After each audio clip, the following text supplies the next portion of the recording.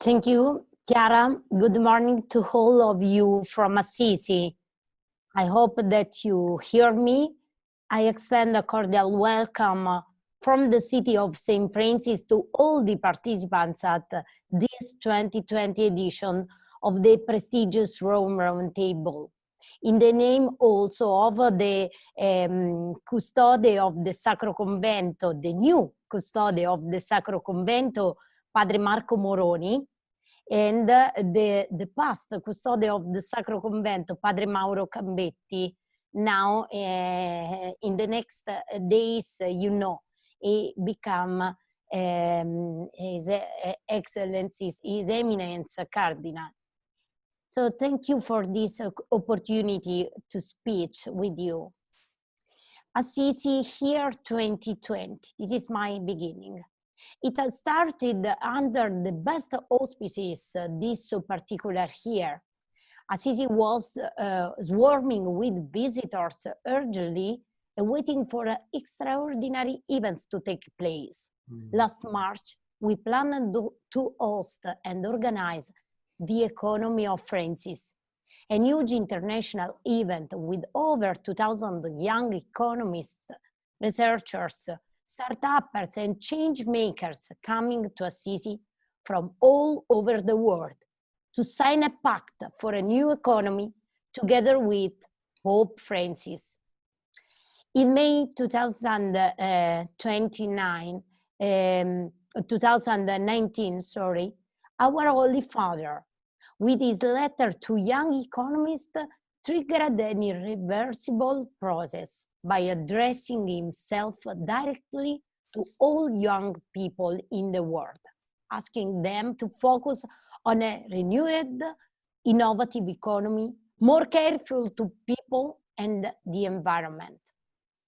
At the center of the new economy, Pope Francis asked to put life, people, creation, taking away the protagonism from profit which must become an instrument and no longer a goal.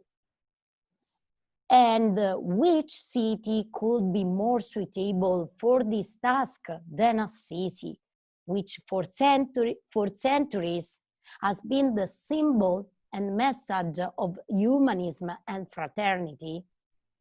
With these words, Pope Francis has blessed our city, where St. Francis stripped himself of all worldliness gods, choosing to be poor among the poorest, embracing the value of the universal brotherhood. Well, this is the city I'm honored to guide, a truly inspiring place for a new modern economy. The process triggered by Pope Francis has been the most powerful and has awakened the energy and courage of thousands of young people coming from all over the world, even from several developing countries, or better, should we be honest, and simply call them the weakest and less heard voices on our planet. Well, these young people are now called to change the engine of our development by renewing it in its core, designing it once and for all for the common good, in order to respect the creation, the weak and the poor, fraternity and humanism. This should now become the new fuel. The Pope's proposal might have seemed uneasy and exaggeratedly revolutionary, as it seems a process that would put power in the hands, on the base, and the world's young citizens, proposing to refound the entire economic system on their clear, brilliant, intrepid, and above all free ideas. In practice, this idea would break down the balance of global inequality, which puts on one of two plates belonging to the 1% of the world population more than the double of the world possessed by the remaining 99% people. Because let's face it, there are 6.9 billion human beings on Earth, and we have about 2,000 hyper-rich individuals who possess more wealth than all remaining 4 billion of poor people. Then COVID-19 hit us. Like an avalanche all over the world, involving in a deep crisis every activity, every project, every country, and every life. This pandemic has generated an unprecedented international state of emergency, but has not extinguished the urge of a new economy. On the contrary, it has allowed us to see very clearly everything is connected, as Laudato Si teach us. Air pollution and COVID incidents are related. The fragility of our economy system has manifested itself in all its rambling. The world economy in very few months has contracted like never before. Everyone, no one excluded, has and can be affected from the pandemic. Heads of states and homeless people from north of the south across the entire globe all thought not everyone is treated in the same way. In our current situation, the risk of exacerbation of inequalities is extremely high.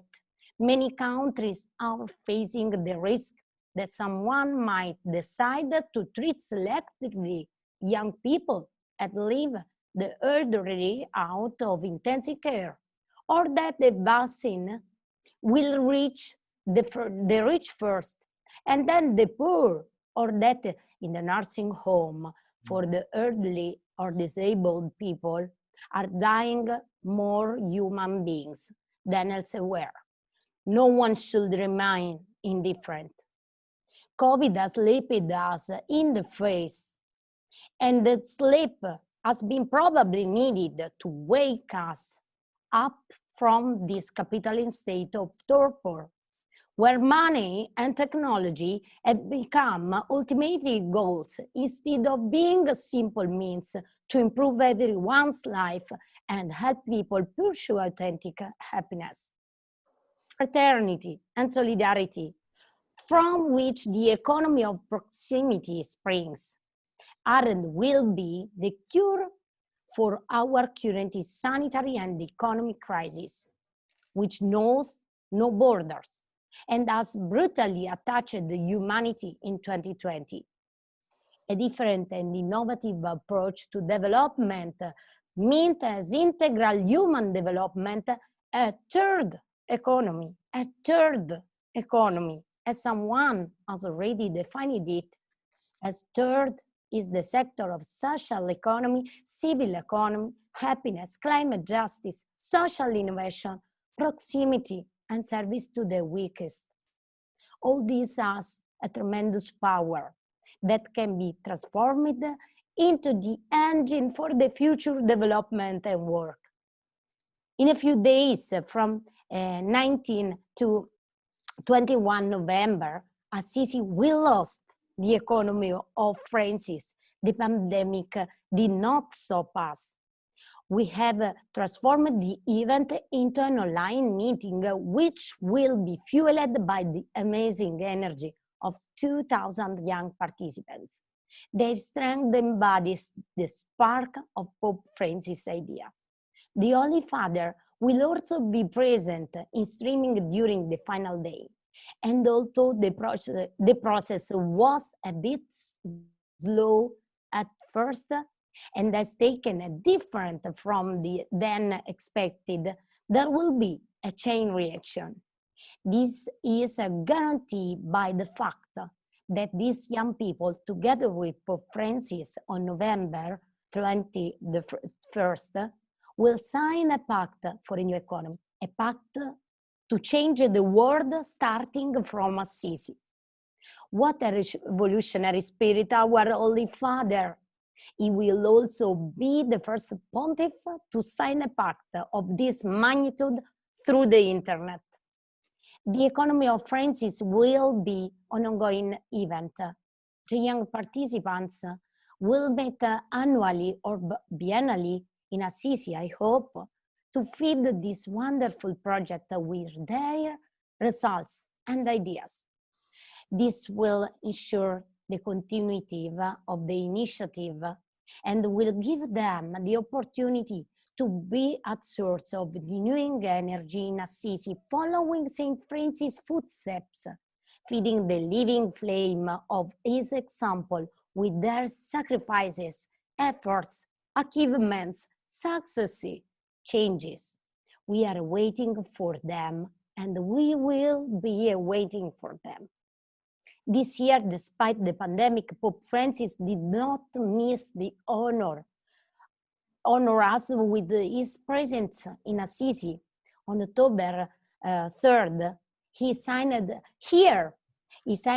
his third encyclical, All Brothers, on the tomb of St. Francis. For the first time, a Supreme Pontiff signs an encyclical beyond the Vatican borders, also for me. It has been a first time. I had the privilege to attend as the only layperson to that signature and the Holy Mass that preceded it. Me, the first woman elected as mayor in Assisi. And it is also the first time that a Pope makes 3 official visits to Assisi during one mayor mandate. Assisi is therefore, and today more than ever, the city chosen by Pope Francis to embody his message and ignite the change on a global level. It is from this observation that I come to the idea of organizing in Assisi, before the Italian G20 forum, the G20 of the third economy, the economy of fraternity. I have addressed this proposal to the Italian government attention within the project Assisi 2026, the century, 80th century of St. Francis' death, aiming to implement at local level the Recovery Fund funds. The G20 of the third economy will be a meeting among leaders, finance and social and sanitary ministers, and central bank governors open to social realities, third sector, startup leaders of social innovation activities, green funds, and social development. My idea is to bring together all the main actors, the main stakeholders of the economic, financial, productive, and entrepreneurial world, who implement social and environmental budgets and are able to orient the Italian G20 towards integral human development. Why in Assisi? I answer with Pope Francis' word. And which city is more suitable for this all than Assisi, which for centuries has been the symbol and message of humanism and fraternity. Fraternity and economy together create a new path on which, consciously or not, many realities have already begun to move. Fraternity has to be understood according to the style and charisma of St. Francis. Franciscan fraternity with human, with others, with people, starting from the weakest and poorest and together with the creation.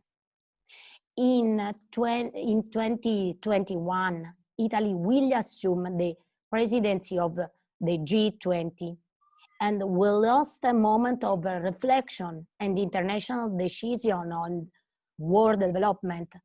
In addition, our country will be co-protagonist in the Conference of Parties about Climate Change. Why we'll discuss economy, growth, and international relations. Assisi wants to become once again a beacon of light and direction. As it was in 1986, Assisi is now more than ever the message city of Pope Francis, and together with him, the homeland of all men and women of goodwill, called to build a better world.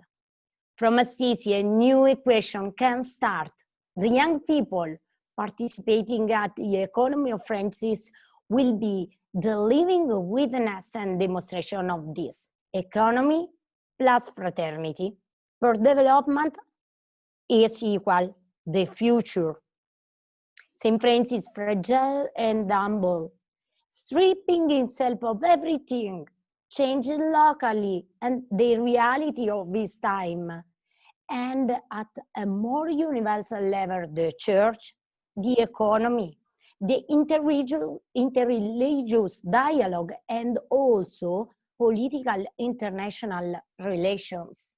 Today, just like 80th century, just like 100 years ago, after a deep, rampant crisis, it will be possible once again to change the world, starting from Assisi, starting from the city of St. Francis, in favor of a new economy where we'll all feel as brothers. Thank you for this occasion to talk with you in this important panel.